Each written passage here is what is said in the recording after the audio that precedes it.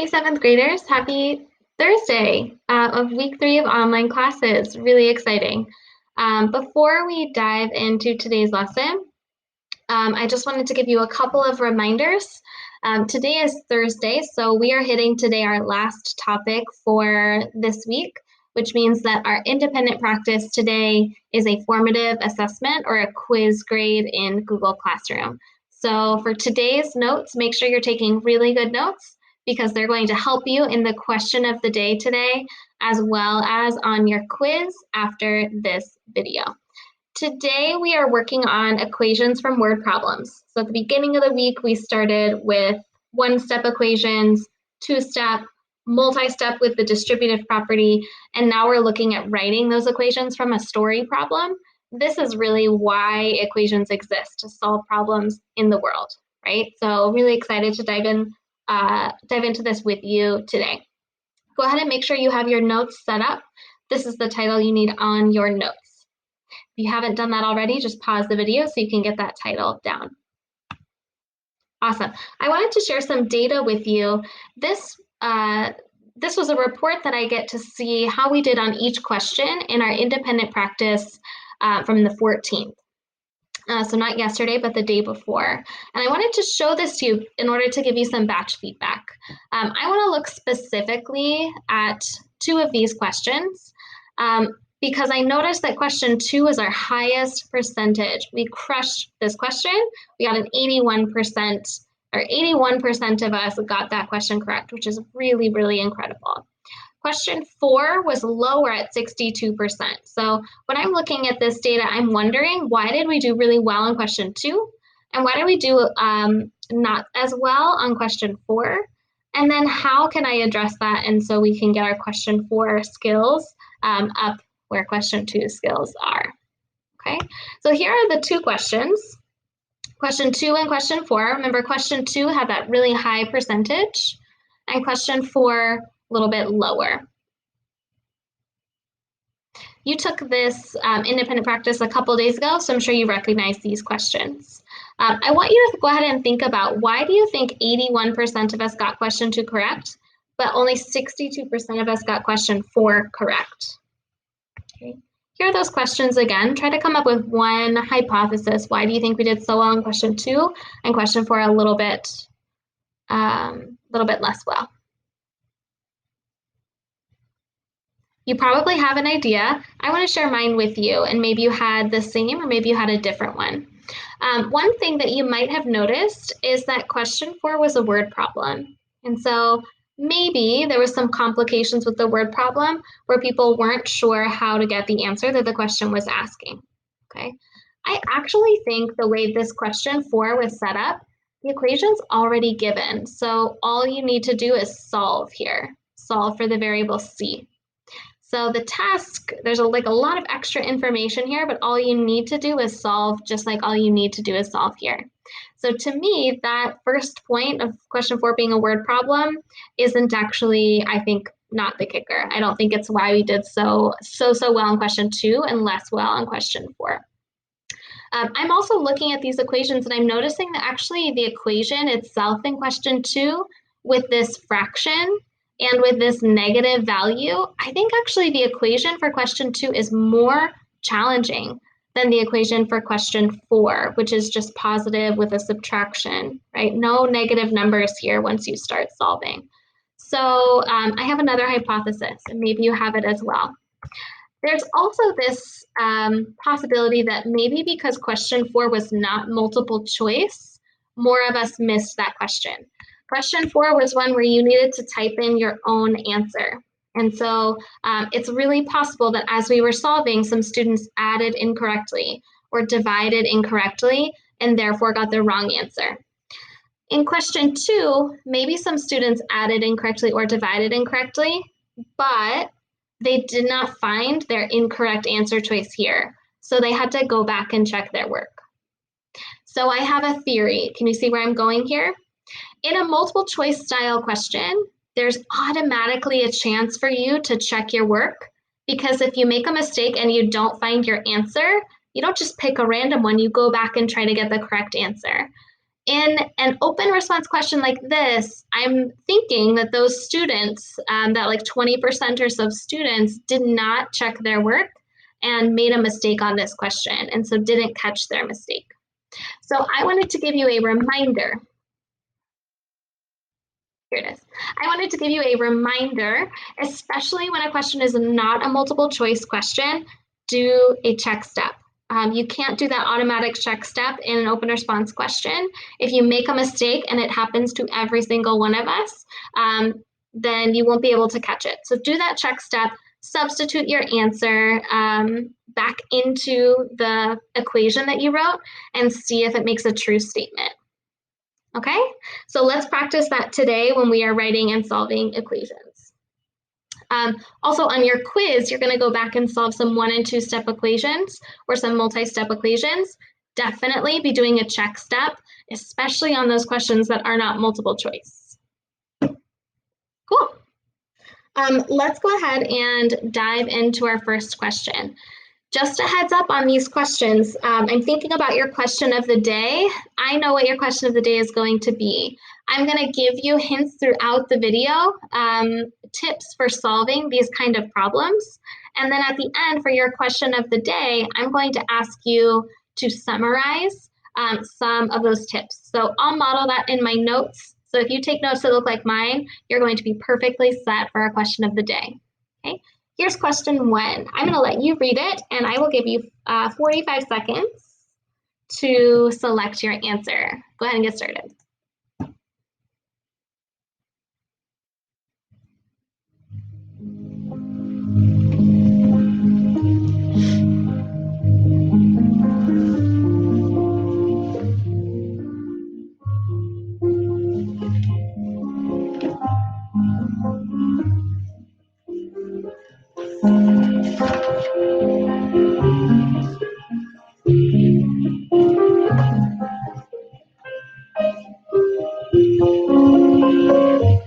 Last few seconds, go ahead and triple check by just asking yourself, what does A represent?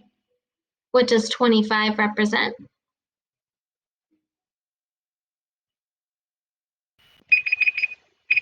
All right, if you need another second to choose your answer, go ahead and pause the video.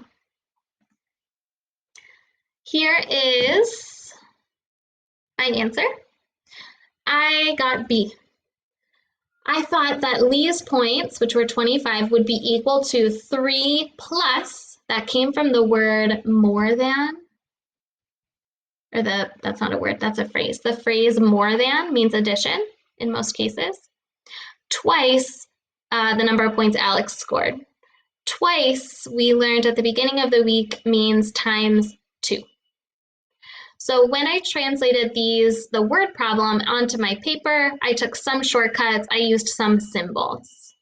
Now I'm going to fully translate it into algebra.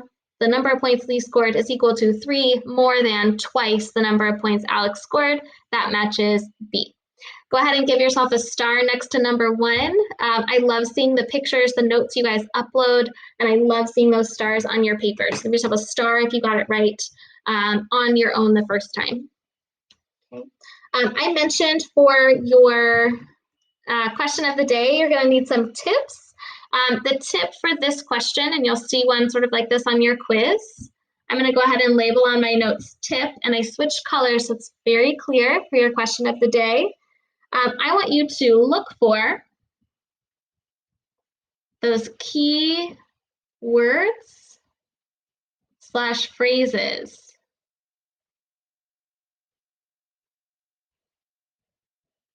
that tell about the operation. I want you to look for the key words or phrases that tell about the operation. So in this problem, the phrase more than told me about the operation, and the phrase or the word twice told me about the operation that was happening. So that's our first tip. Let's go ahead and answer the next question.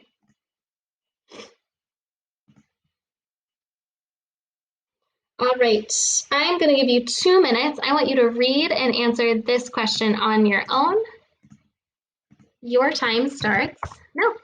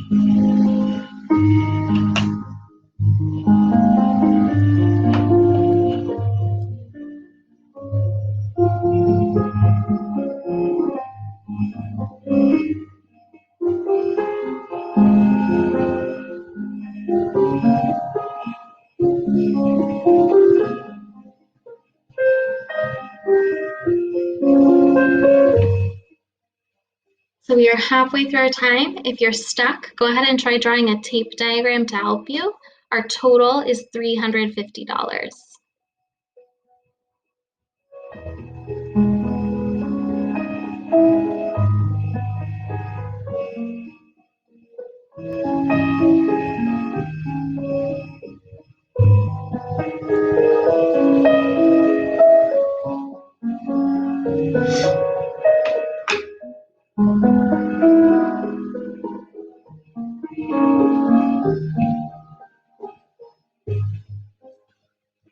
Last 15 seconds or so, your answer will be the solution to the equation you wrote. So what's the value of your variable?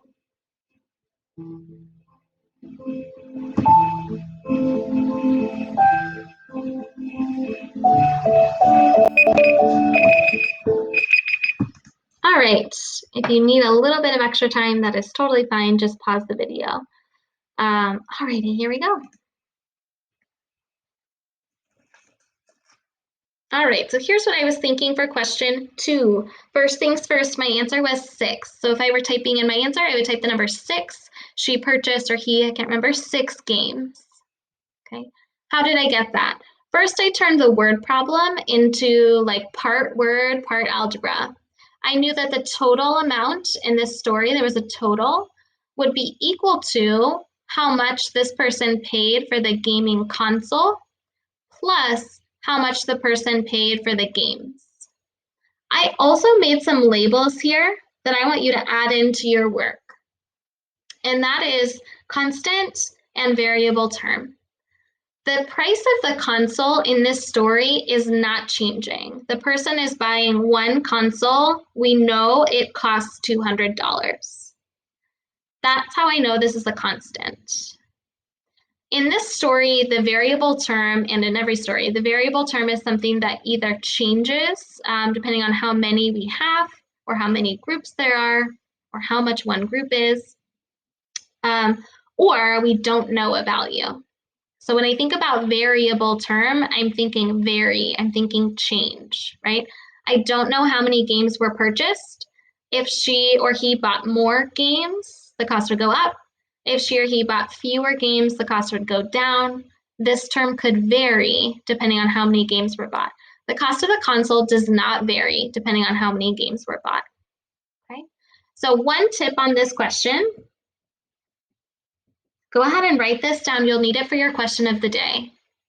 One tip is to identify, I'm going to put CT for constant term and VT for variable term. Okay. Excellent. So the equation I ended up writing is here. $350 is equal to the cost of the console, 200, plus 25x, which represents the cost of all the games if each game is $25. Okay. I want to give you one more tip, and I gave you this in the middle of the video as well. Draw a diagram. When we learned this for the first time in classes this school year, I think in quarter 3, we spent so much time and effort getting really, really good at drawing tape diagrams to represent a story. We did that because they are so helpful to visualize what's happening in the story, and then we're better able to translate it into an equation, or we're better able to find the answer. This is such a helpful tool. And I have to be honest, I didn't used to love tape diagrams, and now that we've gotten so good at them, I love them. I can see the total amount is $350. I know the console is $200. How many games can I buy if each game costs $25? So I'm just counting on until I reach my total of $350. I find that there are right here 6 games I can buy. Okay. One more plug, I told you this at the beginning. Do a check step. Here's my check step. My equation says 200 plus 25 times 6 was my solution. 25 times 6 is 150. Yes, 350 is equal to 200 plus 150. I love this question. Go ahead and jot down right now. Make sure you have these tips recorded. And we are ready to move on to question 3. All right, question 3, you get 45 seconds. When you are done, go ahead and enter your answer in the Google form, and we'll come back together and check. Go.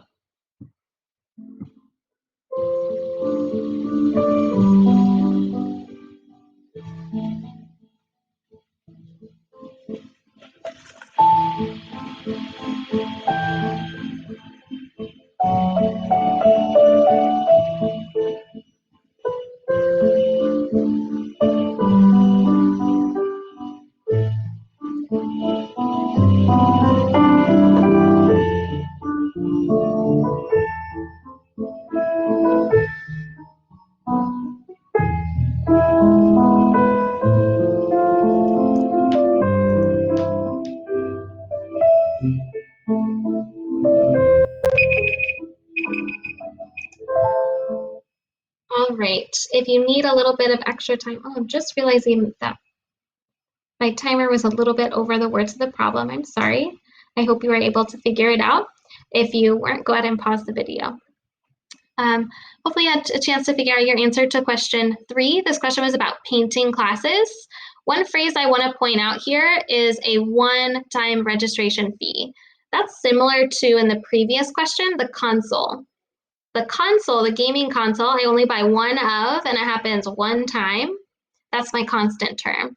If I see something like registration fee or flat fee or a fee for parking, those are really common constant terms in our story problems.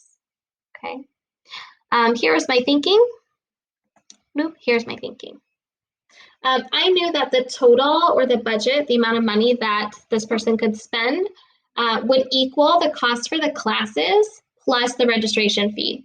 Reminder that you only pay one registration fee, and then you pay for every class on top of that. Okay, so here's an equation that matches my expression. I got D. Please put a star next to this one if you got this one correct on your own the first time. Really nicely done. This will be our last question, team. We're going to work through question 4. Oh, before we get into question 4, I forgot. Check your answer to question 3 in the Google form. Please select the correct answer for question 3 in the Google form now. Awesome. Here is question 4. I want you to answer this one. I'm going to give you 2 minutes. Starting now.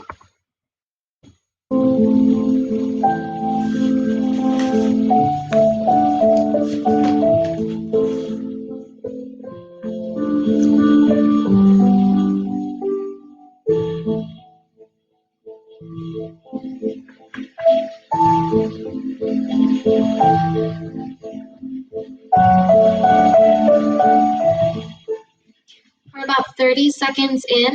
You should have finished reading the story problem and should be translating that into what an equation might look like for this story.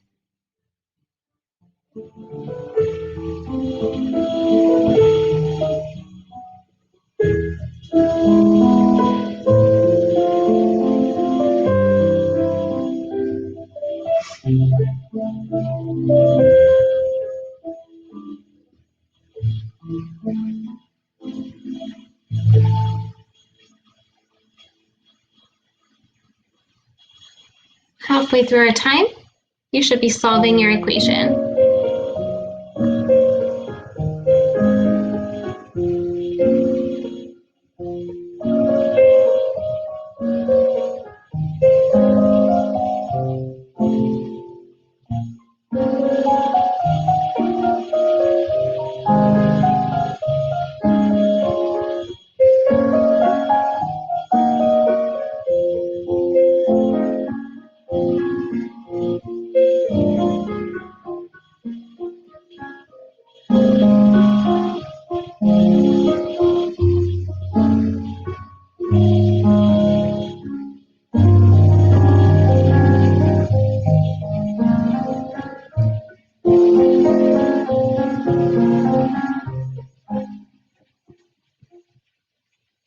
All right, folks, wrap up your last thoughts. Go ahead and pause the video if you need a little bit of extra time.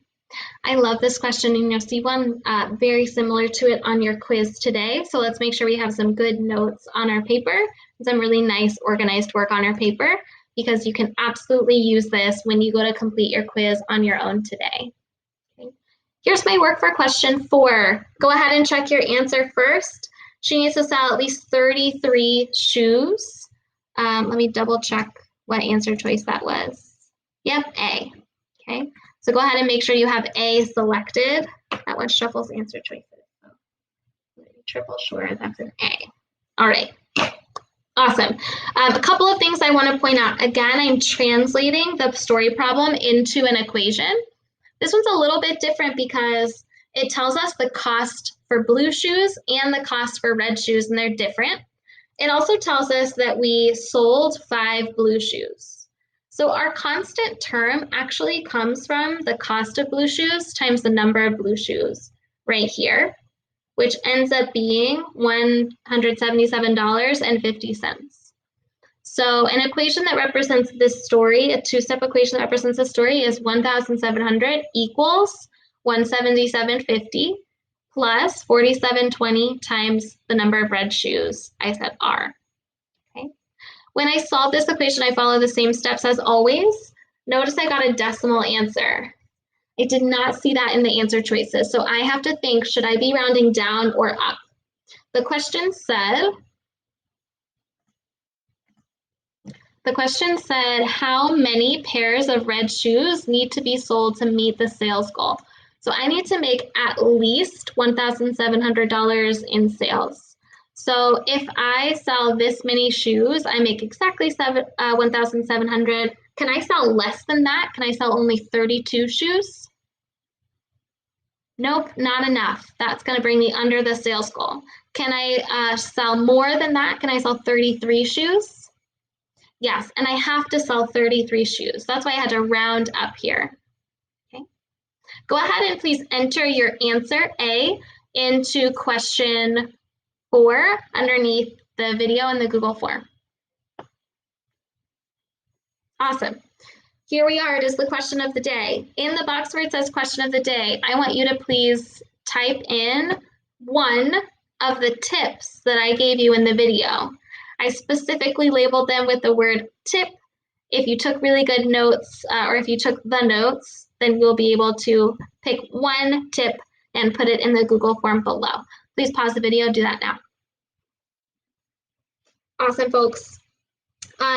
Just a couple of reminders. You have an independent practice on the next page. That is worth 6 of the points on this assignment.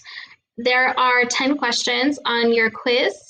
Please complete check steps so we can be extra sure that we've got the right answer, especially if it is a multiple choice question, if it is not a multiple choice question. Okay. You also have your skill builder.